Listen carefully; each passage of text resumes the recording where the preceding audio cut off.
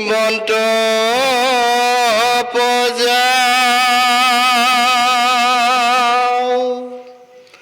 দেৱদিজ পূজনে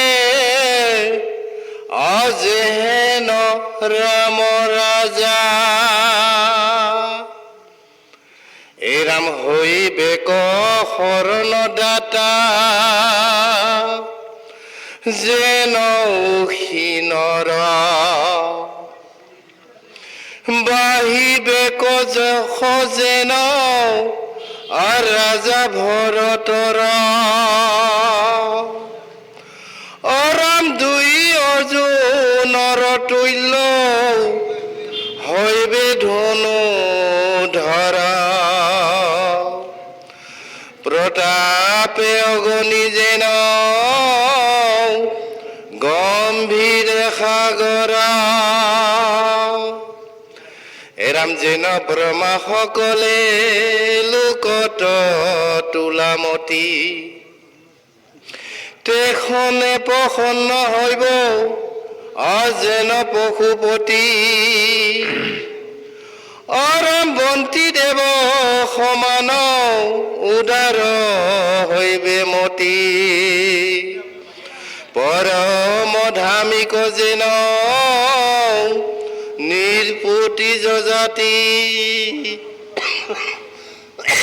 কৃষ্ণ এৰাম যেন বলি ৰাজা এন্তে পৰম ধৈৰ্যত প্ৰহ্লাদ সদিশ হৈব কৃষ্ণত ভকত গোটেই তেওঁলোকৰ বংশটোৰ কথা কৈ আছে গুৰুসকল কাৰণ ইশাকু বংশত যেনেকৈ ৰাম ৰজা হৈ মহা ধাৰ্মিক হৈ তেওঁ জগতক পালন কৰিব পাৰিছিল গুণী জ্ঞানী হৈ আজি আপোনালোকৰ যজাতি বংশটো আৰু এই যজাতি বংশটোতো আজি অৰ্জুনৰ পুত্ৰ অৰ্থাৎ পৰীক্ষিত ৰজাই অৰ্জুন আৰু ভীম যেনেকুৱা শক্তিশালী আছিল ধনুৰ্ধৰ আছিল অৰ্জুন ঠিক তদ্ৰূপ এওঁলোকৰ ভাই ককাই কৃষ্ণ আৰু বলোৰাম তেওঁলোকৰ মহান বলিৱান শক্তিশালী গভীৰ সাগৰৰ লগত তুলনা দিছে সাগৰ মহাসাগৰ এওঁলোকৰ বল বীৰ্য এওঁলোকৰ পৰাক্ৰম এওঁলোকৰ শক্তি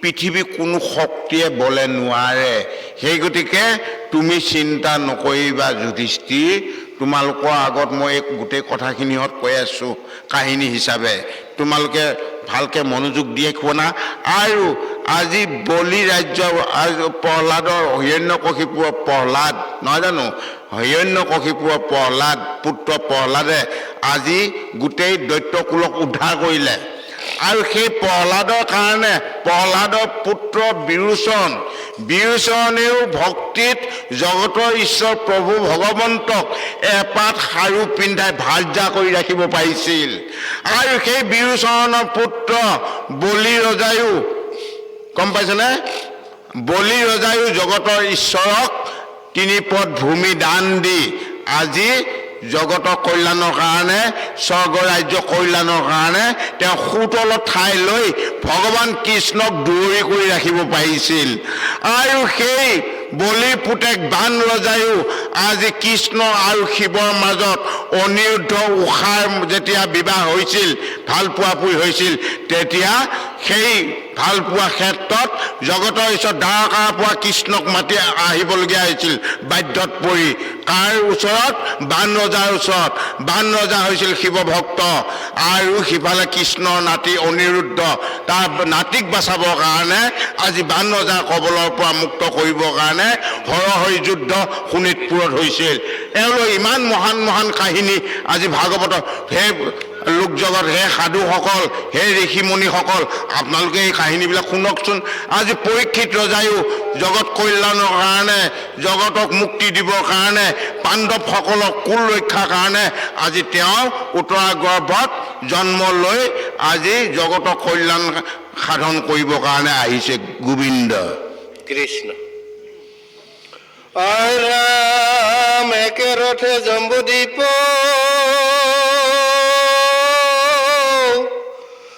পাইব মহাবলে ধৰ্ম পৃথিৱীৰ পদ নিগহিবে কলি তৈখকত হন্তে পাছে শুনিয়া মৰণ আৰাম কৃষ্ণৰ চৰণে লৈ বাও একান্ত শৰণ শব্দে সোমাই আহে আৰাম সুকে আখি দিবন্ত ইহাংকে মহাজ্ঞান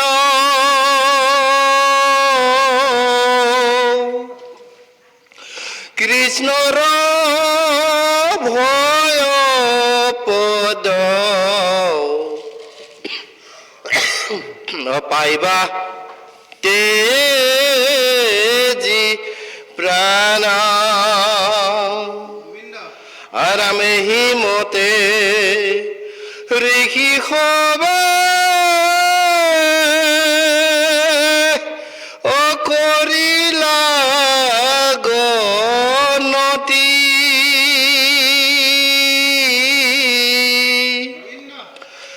অৰাজ পূজা পায়া গৈলা ঐ আচম পতি অৰামনন্তৰে ভৈলা শিখ অস্বভাৱে মহন্ত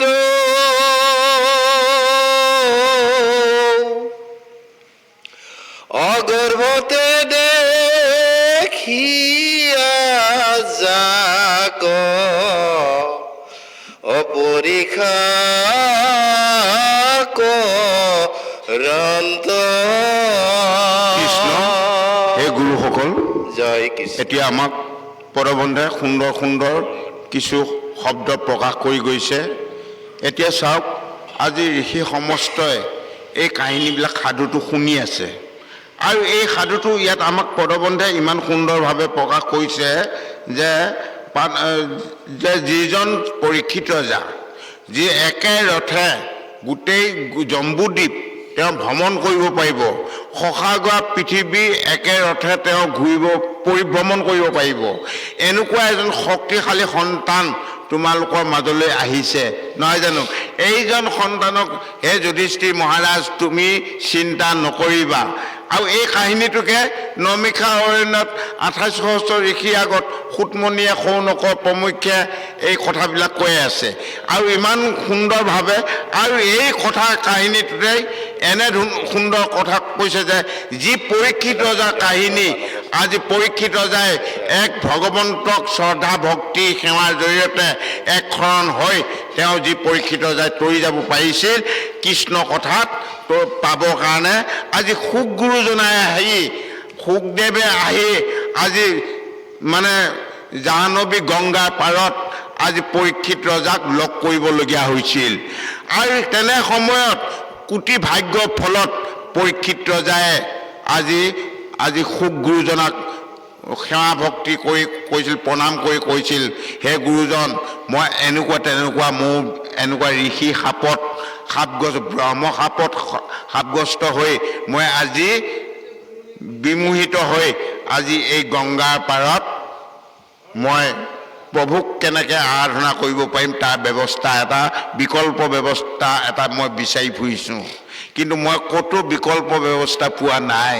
আজিলৈকে কাৰণ বিভিন্ন ঋষিমুনিয়ে বিভিন্ন দিহা পৰামৰ্শ মোক দিছে যদিও সেইবিলাক কিছু কিছু কৰিছোঁ কিন্তু মোক সেই কাৰ্যবিলাকত মনোগ্ৰাহী হোৱা নাই মোৰ মন পচন্দ হোৱা নাই ঋষিমুনিবিলাকে কোৱা কথাবিলাক তেতিয়া সুখ গুৰুজনাই সেই পৰীক্ষিত ৰজাক এনে সুন্দৰভাৱে প্ৰকাশ কৰি কৈছিল হেৰ' পৰীক্ষিত ৰজা মই তোমাৰ কথা গম পাইছোঁ তুমি মৃত্যু ভয়ৰ কাৰণে আজি ভগৱান জগতৰ ঈশ্বৰক একশৰণ হৈ তেওঁক পাব বিচাৰি আছা তুমি এই ব্যৱস্থাটো পাবলগীয়া হ'লে তুমি 7 দিন 7 ৰাতি ভাগৱত শুনিব লাগিব।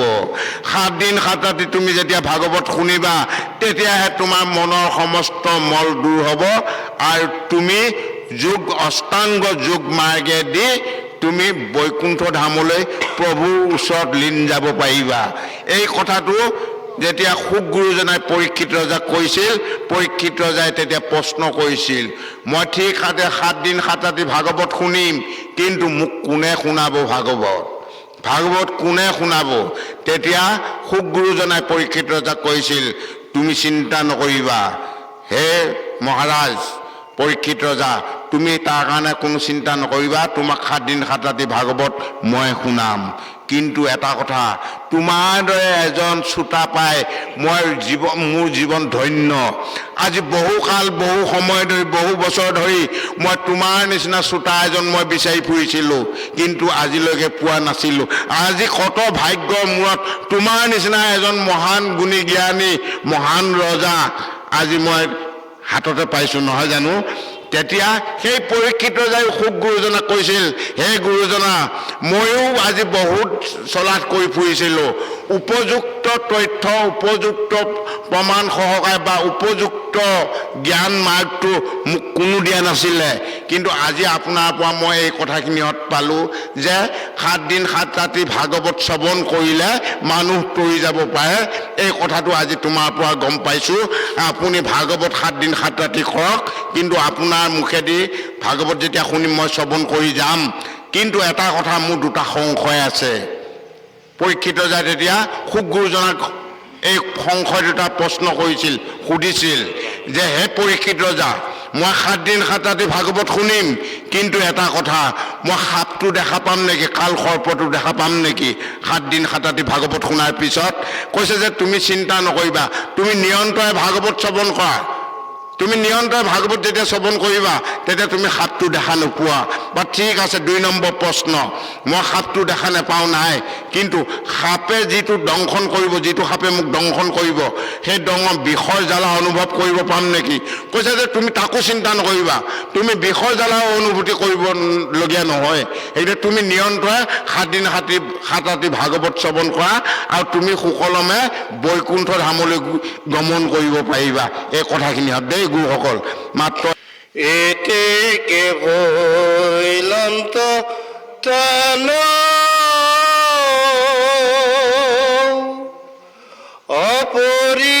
অপৰিহিত নাম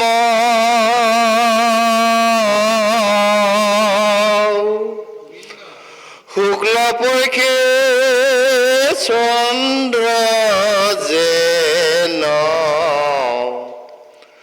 বাহে অনুক্ৰম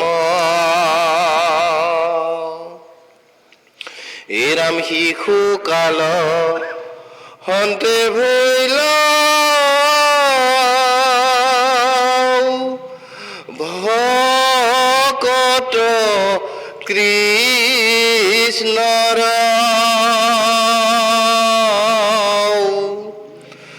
অপ্ৰীতি বাহি যায় তান্তে আলোক সমস্তৰ।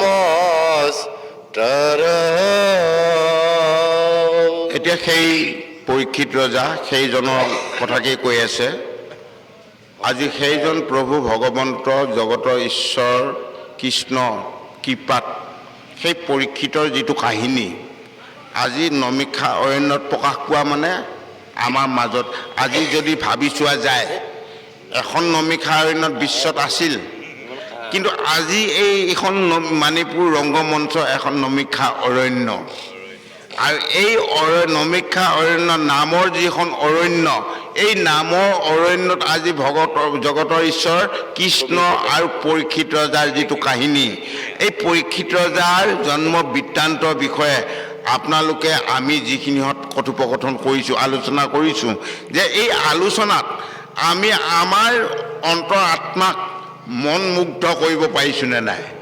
অন্তৰ আত্মাক আমি এই কৃষ্ণ কথাত, পৰীক্ষিতৰ কথাত মুগ্ধ কৰাব পাৰিছোঁ নে নাই? যদিহে আমি মুগ্ধ কৰাব পাৰিছোঁ, আমাৰ দেহত থকা যিবিলাক শিৰা উপশিৰা যিমানবিলাক আমাৰ ভাৰ্যা মানে আছে লগত, পুত্ৰ ভাৰ্যা এইবিলাক নাতি নতুকা সকলোৱে আনন্দ পাই আছে। এই আনন্দত ভগৱান আছে, আনন্দ ব্ৰহ্মতে ভগৱান আছে। যাৰ হৃদয়ত আনন্দ নাই তেওঁ ভগৱন্তৰ বিষয়ে নাজানে, তেওঁ একোৱে নাজানে। কাৰণ য'ত প্ৰেম থাকিব, য'ত আনন্দ থাকিব, তাতেই ভগৱান আছে। সেই গতিকে আমি ভগৱন্তক পাবলগীয়া হ'লে আমি ভগৱন্তৰ গুণগানটো কৰিব লাগিবই, কিন্তু তেওঁৰ প্ৰতি শ্ৰদ্ধা ভক্তি আনন্দ আনিব লাগিব সাধু সংগৰ মাজত। সেই গতিকে আজি সেই নমীক্ষা অৰণ্যত প্ৰথম মানে সুতমণি, তেওঁ সত্ৰাধিকাৰ, প্ৰথম সত্ৰাধিকাৰ ভাৰতবৰ্ষত সুতমণিয়ে আছিল। সুতক সত্ৰৰ দায়িত্ব দিছিল প্ৰথম। সেই গতিকে সুতৰ এতিয়া ইয়াৰ পিছত আমাৰ ধৃতৰাষ্ট্ৰৰ বানপন্থ গ্ৰহণ এইখিনিত পাইছে। ধৃতৰাষ্ট্ৰৰ বানপ্ৰস্থ গ্ৰহণ। নিগদতি সুত শুনা কথা বিপৰীত,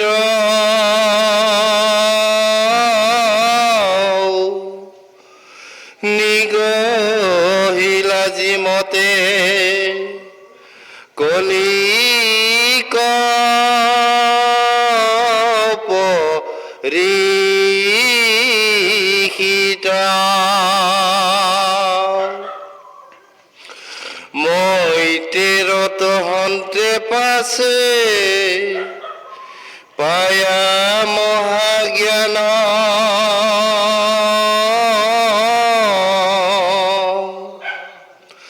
আহিল বিদুৰ দুনাই অপাণ্ডৱৰ থান,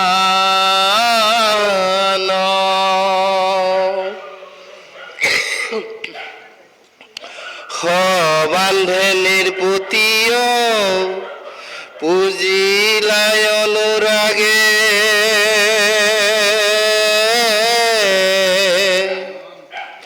অলয়া ধৃতৰাষ্ট্ৰক পলাই ইলানিশা ভাগে,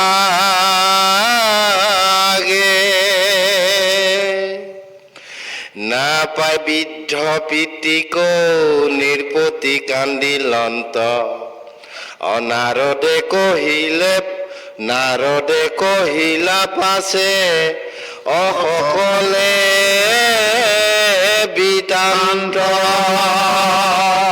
কৃষ্ণ হে গুৰুসকল, এতিয়া আমাক এনে সুন্দৰভাৱে কৈছে যে নিগদতি সুত শুনা কথা বিপৰীত, নিগহিলা যিমতে কলিক পৰীক্ষিত। যে আজি সুতমণিয়ে শৌনক প্ৰমুখ্যে 28 সহস্ৰ ঋষিৰ আগত যিবোৰ কথা কৈ আছে যে আজি পৰীক্ষিতে ৰজা হৈ কলিক কেনেকৈ দূৰ কৰিব পাৰিছিল ৰাজ্যৰ পৰা, এই কাহিনীটো তোমালোকৰ আগত মই কৈ আছোঁ দেই। মানে ঋষি সমস্ত কৈছে যে মৈত্ৰত হন্তে পাছে পায়া মহাজ্ঞান, আহিল বিদুৰ দুনাই পাণ্ডৱৰ থান। মৈত্ৰ মুনিৰ পৰা ভগৱান কৃষ্ণৰ কথা, পাণ্ডৱসকলৰ লগত যে ভগৱান থাকে এই কথাটো গম পায়। যে আজি মৈত্ৰ মুনিৰ পৰা কথাটো গম পায় বিদুৰে যেনে তেনে পলাই কৰি আহি পাণ্ডৱসকলৰ আশ্ৰয় ল'বলগীয়া হৈছে। আৰু সেই পাণ্ডৱসকলৰ লগত যেতিয়া বিদুৰে আশ্ৰয় ল'লে, আশ্ৰয় লোৱাৰ লগে লগে সেই বিদুৰক ভগৱান কৃষ্ণই লগ পাইছিল। আৰু কিন্তু ইয়াত আমাক সুন্দৰভাৱে কৈছে যে সবান্ধৱে নিপতি পুচিলা অনুৰাগে, যে লয়া ধৃতৰাষ্ট্ৰক পলাইলা নিশা ভাগে, ৰাতিয়ে ভাগিবলগীয়া হৈছে। অহাৰ সময়ত বৃদ্ধ পিতৃ ধৃতৰাষ্ট্ৰক তেওঁ দৰ্শন নেপালে, সেৱা এটা কৰিব সুবিধা কোন নেপালে। আজি তেওঁলোকৰ চাওক, আজি যিটো কৌৰৱ কুলে আজি দুদিনীয়া মানে নোৱাৰা দ্ৰৌপদীক তেওঁ সভাৰ মাজত কুৰু ৰাজসভাত উলংঘ কৰিব বিচাৰিছিল। ডাঙৰ ডাঙৰ মহান মহান বীৰবিলাক বৰজনাসকল ডাঙৰ ডাঙৰ তেওঁলোকৰ ভাই ককাইসকল বংশ পৰিয়ালৰ লোকসকল থকাৰ ভিতৰতো এজনী বোৱাৰীক এনে মানৱীয়তা অত্যাচাৰ তেওঁৰ ওচৰত কৰিবলগীয়া হৈছিল। তেতিয়াই তেওঁলোকৰ কালে লম্বিলে কলিয়ে লম্বিলে, কাৰণ নাৰীৰ ওপৰত কৰা যিটো অত্যাচাৰ, এই অত্যাচাৰটো ভগৱন্তই কেতিয়াও সহ্য নকৰে। যি ভগৱন্তই আহি তেওঁক বস্ত্ৰৰূপে আহি আজি দ্ৰৌপদীক লজ্জা নিবাৰণৰ পৰা ৰক্ষা কৰিবলগীয়া হৈছিল। তেওঁ দ্ৰৌপদী কিমান একান্ত ভকত আছিল ভগৱন্তৰ, যেনেকৈ মাতিছিল তেনেকৈ আহিছিল। আজি সেই দ্ৰৌপদী যিটো সতীত্ব গুণ, সেই গুণটো আমাৰ প্ৰত্যেকৰে থাকিব লাগিব। আজি আমাৰ সেই গুণটো যদি আছে, দেৱগুণ 5টা, এই 5টা দেৱগুণ যদি আছে দ্ৰৌপদী, তেতিয়াহ'লে আমি প্ৰত্যেকে একোগৰাকী সতী তিৰোতা হ'ব লাগিব। আৰু সতী তিৰোতা হ'ব যাওঁতে, দ্ৰৌপদী লেখীয়া হ'ব যাওঁতে আমি প্ৰভু ভগৱন্তৰ লগত স্বামী স্ত্ৰী যিটো সম্বন্ধ, সেই সম্বন্ধটো বজাই ৰাখিব লাগিব। আমাৰ স্বামী যদি আছে প্ৰকৃতাৰ্থে, আমি এগৰাকী প্ৰকৃত ভাৰ্যা যদি হ'ব পাৰিছোঁ, আমি আমাৰ শিৰৰ খেনটো কপালত তিলকটো থাকিব লাগিব। আৰু যদি তিলকটোৱে নাথাকে, নহয় জানো, আমি ভকতি কৰিছোঁ হয়, কিন্তু বেয়া নাপাব দেই গুৰুসকল, কেতিয়াবা কোনো তিলকৰ কেইবা প্ৰকাৰ আছে নহয়, কিছুমানে জল তিলকো ল'ব পাৰে, নহয় জানো, আৰু তুলসী বৃক্ষৰ গুৰি তিলকো ধাৰণ কৰিব পাৰে। এইবিলাক বহু প্ৰকাৰ আছে, এইবিলাক গুৰুক সুধিলে চব কৈ দিব। মই এইবিলাক কথা নকওঁ, কাৰণ কিয়, কাৰণ যাৰ যিটো বস্তু, সেই গতিকে মই সেইটোলৈ নাযাওঁ। কিন্তু আমি প্ৰকৃত একোগৰাকী প্ৰত্যেকে সতী তিৰোতা হ'ব লাগিব। যদি সতী তিৰোতা হ'ব যাওঁ, এক দেও এক বিনে নায়কেও, স্বামী এজনে, গম পাইছে, সেইজন স্বামীক দৃঢ় কৰি লওক। যিজনৰ লগত বিবাহ পাশত আবদ্ধ হৈছিল, সেইজনকে মূল স্বামী বুলি লওক। আৰু দুনাই যাতে চকুযোৰ ইচল পিচল হৈ বেলেগলৈ মন নকৰে, নহয় জানো। আমাক কৈ আছে সেইটো কথা, আপোনালোকক কোৱা নাই, আমাক কৈ আছে। আমি হয় বহুত পুজি আছোঁ, বহুত কিবা কিবি কৰি আছোঁ, সেইবিলাকে আমাক শান্তি দিব নোৱাৰে, সেইবিলাকে বহুত ঐশ্বৰ্য বিভূতি দিব হয়। কিন্তু যিজনক পুজিব লাগে, যিখন বজাৰত বা যিখন দোকানত মাল কিনিব লাগে, সেই দোকানখনত আমি যাব লাগে। যিখন দোকান কিনিব পাৰিলে মালিকটোক যদি আনিব পাৰোঁ, তাৰমানে গোটেই দোকানখনৰ মাল যিমান আছে ভেৰাইটিজ, যিমান একেবাৰে বেজী বটিয়া পোৱা ধৰি সূতা কপাহ কাপোৰ কানি, যিমান পৃথিৱীত যিমান মাল আছে, সমস্ত মাল তেওঁৰ ঠাইত পোৱা যায়। সেইজন দোকানীৰ ওচৰত যাওক, সেইজন দোকানীক কিনক। সেইজন বিশ্ব ভাৰতৰ দোকানী, পৃথিৱীৰ ভিতৰতে অনেক দোকানী, নিচিনি কিনিলে হয় বিঘিনি। সেইজন দোকানীয়ে হ'ল জগতৰ ঈশ্বৰ প্ৰভু ভগৱন্ত। তেওঁক হাত কৰি লোৱাৰ পিছত লক্ষীয়াই লগত তেওঁ ভাৰ্যা, লক্ষীও আহিব, সৰস্বতীও আহিব, সাবিত্ৰী আহি, দুৰ্গা, ব্ৰহ্মা, মহেশ, সকলোবিলাক আহিব, নহয় জানো। সেই বজাৰখন কৰাৰ কথা কৈ আছে দেই, সেইজনক ইয়াত আমাক সুন্দৰভাৱে কৈ আছে। এতিয়া প্ৰভুসকল যে চাওক, যে নাৰদে কহিলা পাছে সকলে বৃত্তান্ত। এতিয়া সেই নাৰদ নপাই বৃদ্ধ পিতৃক নৃপতি কান্দিলন্ত, নাৰদে কহিলা পাছে সকলে বৃত্তান্ত। বৃদ্ধ পিতৃক যেতিয়া নেপাই পেলাই সেই বিদুৰক যেতিয়া নাৰদে লগ পাই গ'ল, নাৰদে পাই পেলাই কৈছে, তুমি চিন্তা নকৰিবা, তোমাৰ দেউতা মা সকলো ভালে আছে, তুমি মিছাতে মিছা বেয়া লাগি বা কান্দি কুটি হাইৰাং নহ'বা। এইবুলি নাৰদক আজি বিদুৰে বুজাইছে যে তুমি যিটো ভাবিছা একে শুদ্ধ সত্য। সেই গতিকে বিদুৰ আমাক কৈ আছে, আমি যেতিয়ালৈ বিদুৰ হ'ব নোৱাৰিম, তেতিয়ালৈ আমি বিষয়ত মত্ত হৈ বিপথে পৰিচালিত হ'ম। বেয়া কামৰ পৰা যিসকলে দূৰত থাকিব পাৰিছে, তাকে কৈছে বিদুৰ। আমি বেয়া কামৰ পৰা যেতিয়ালৈ দূৰ হ'ব নোৱাৰিম, তেতিয়ালৈ জীৱই গতি মুক্তি নাপাব, ভগৱন্তৰ চৰণ নাপাব। এই গতিকে আমাৰ প্ৰত্যেকজন বিদুৰক কৈছে। কোনে কৈ আছে? নামৰূপী নাৰদে কৈ আছে। যাৰ হৃদয়ত নাম আছে, সেই হৃদয়ত থকা নামে সদায় সেইজন বিদুৰক, সেইজনক কৈ আছে, অমুকত নাযাবা, অমুকত নাখাবা, অগম্য গমন নকৰিবা, এই কথাখিনি কৈ আছে। যাৰ হৃদয়ত নাম আছে সেইজনে নাৰদ। বিশ্ব ব্ৰহ্মাণ্ডত পদবন্ধে আমাক এইখিনি কথা কৈ আছে। মই আপোনালোকক ক্ষুদ্ৰ ব্ৰহ্মাণ্ডত প্ৰত্যেকৰ ঘতে ঘতে থকা এই কথাবিলাক আপোনালোকৰ আগত পুংখানুপুংখভাৱে বুজাই কৈ গৈ আছোঁ নহয় জানো কৃষ্ণ গোবিন্দ আখিলা অৰ্জুন মহা দুখে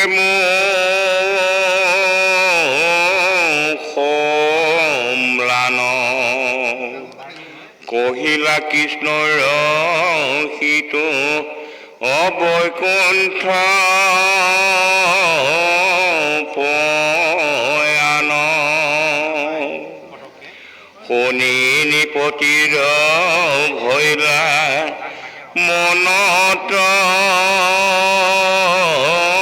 বিষাত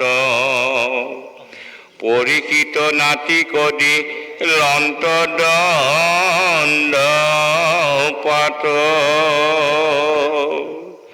হে ৰাম মথুৰাত নিয়া ৰাজা পাতিল ব্ৰজ পাছে পাঞ্চু ভাই গইলা উত্তৰ দিশক জ্বৰ পিশাচৰ যেন বিকৃত কুবেশ কৃষ্ণতে অৰ্পিয়া প্ৰাণ কৰিলা বিদেশ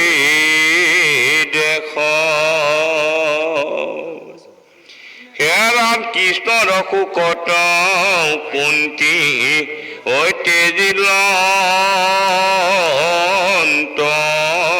জীৱ কৃষ্ণ স্মৰি মৰি লন্ত্ৰ দ্ৰুপদৰ জীৱ হে ৰাম পাইলন্ত কৃষ্ণ পদ অদয়ু মহাসতী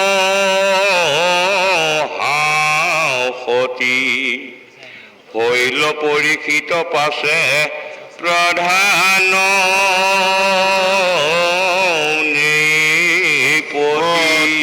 জয় কৃষ্ণ হে গুৰুসকল এতিয়া চাওক কিমান দুখ লগা এটা কাহিনী আৰু এই ইমান দুখ লগা কাহিনীটো যদি আমাৰ হৃদয়খন স্পৰ্শ নকৰে তেতিয়াহ'লে আমি কেনেকৈ ভকতি কৰিব পাৰিম নহয় জানো আজি চাওক যি পৰীক্ষিত ৰজাৰ কাৰণে যি পৰীক্ষিত ৰজা পাণ্ডৱ কুলৰ ৰক্ষাৰ কাৰণে আজি পাণ্ডৱসকলে কুন্তিকে দ্ৰৌপদীকে আদি কৰি তেওঁসকলে আজি কৌৰৱৰ অত্যাচাৰত থাকিব নোৱাৰি সমস্ত ত্যাগ কৰিবলগীয়া হৈছে পাণ্ডৱসকলে আৰু সেই পাণ্ডৱসকলে যেতিয়া উত্তৰ দিশলৈ গমন কৰিছিল কুন্তি আই দ্ৰৌপদী এইসকল মাজ ৰাস্তাতে মৃত্যুবৰণ কৰিবলগীয়া হৈছিল তাৰ কাৰণে কম দুখৰ কথা নহয় জানো ঘৰ ত্যাগ কৰিব ৰাজ্য ধন সমস্ত ত্যাগ কৰিবলগীয়া হৈছিল আজি ত্যাগ কৰি তেওঁলোকে স্বৰ্গৰ পথলৈ তেওঁলোকে গমন কৰিছে এতিয়া আমিও ৰাজ্য ধন সমস্ত ত্যাগ কৰিব লাগিব যেতিয়ালৈ ৰাজ্য ধন ত্যাগ কৰিব নোৱাৰিম তেতিয়ালৈ আমি স্বৰ্গগামী হ'ব নোৱাৰিম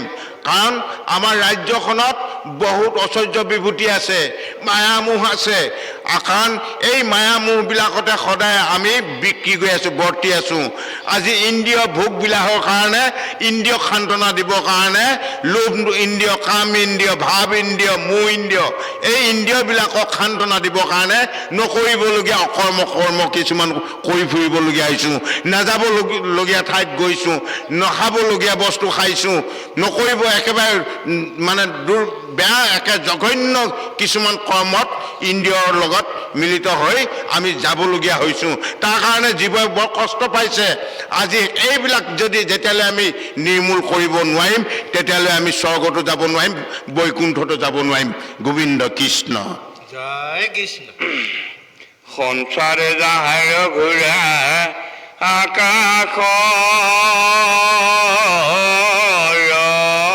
পথে জিনিলন্ত জম্বু দ্বীপ ৰাজায়ে কেৰথে হেৰাম 62 চৈধ্য পঞ্চা দশয় ধায়ৰ এহি মানে গৈল কথা প্ৰথম স্কন্ধৰ কৃষ্ণ এতিয়া চাওক এই কথাখিনিহঁত আমাক কৈছে যে 12, 13, 14 আৰু 15 অধ্যায়ত সুন্দৰভাৱে লিপিবদ্ধ কৰি থৈছোঁ, এই পদ ৰচনা কৰি থৈছোঁ। আপোনালোকে এই পদখিনি যদি ভালকৈ চাব বিচাৰে ইয়াত আগতো এই কথাখিনিহঁত মই লিখিত ৰূপত দি থৈ গৈছোঁ, গুৰুজনাই কৈছে। সেইগতিকে আপোনালোকে এই কথাখিনি ইয়াত পোৱাই নহয়, ইয়াৰ আগতো 12, 13, 14, 15 এই পাতত মানে পৃষ্ঠাত মই সন্নিৱিষ্ট কৰি থৈছোঁ। আপোনালোকে এই কথাখিনি ভালকৈ মনোযোগ দিয়ক, ভালকৈ শ্ৰৱণ কৰক, ভালকৈ শুনক, আৰু তেতিয়াহ'লে আপোনালোকৰ মন আৰু মগজু সমস্ত এই দেহ মাৰ্গৰ সমস্ত ইন্দ্ৰিয় বৰ্গ সান্তনা লভিব। আপোনালোকে গোটেই এই মানে ভৱ সমুদ্ৰখন তৰি যোৱা যিখন নামৰ নৌকা, এই নামৰ নৌকাখন আপোনালোকে পাব। সেইগতিকে যেতিয়ালৈ আপোনালোকৰ মন আৰু মগজু, মন বুদ্ধি চিত এইবিলাক এক কৰিব নোৱাৰিব, আপোনালোকে এই ভৱ সমুদ্ৰত কেৱল ঢুকে ঢুকে পানী খাওঁতে জন্ম গৈ থাকিব, কোনোদিন পাৰ নেপাব। সেইগতিকে হে সাধুগুৰুসকল, হে আই মাতৃসকল, আপোনালোকে এই নামৰ নৌকাখন বিচাৰি লওক নিজে নিজে। কৃষ্ণ গোবিন্দ কৃষ্ণ।